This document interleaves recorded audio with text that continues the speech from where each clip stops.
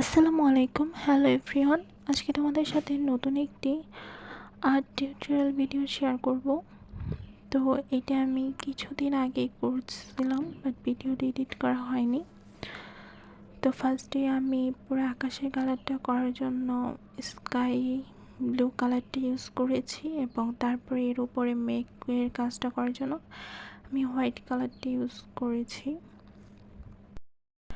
আকাশে আমি তেমন কোনো কাজ করিনি, তোমরা ভিডিওটা দেখলে বুঝতে পারবে আকাশে তেমন কোনো কাজই করা হয়নি।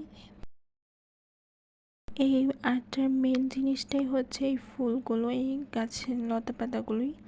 তো এই গাছের পাতাগুলো আর ডালগুলো আমি দেওয়ার জন্য স্যাপ গ্রিনটা ইউজ করেছি।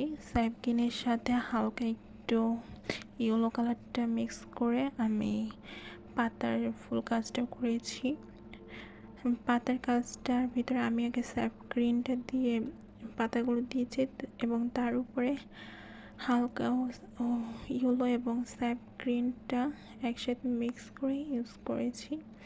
তোমরা দেখলে বুঝতে পারবে। আর এই জায়গায় মেন কাজটা এই গাছের পাতাগুলো এবং ফুলগুলো। আর ফুলের কাজটা করার জন্য আমি হোয়াইটের সাথে হালকা একটু পিঙ্ক কালারটা ইউজ করেছি, খুবই অল্প পরিমাণে পিঙ্ক কালারটা ইউজ করেছি।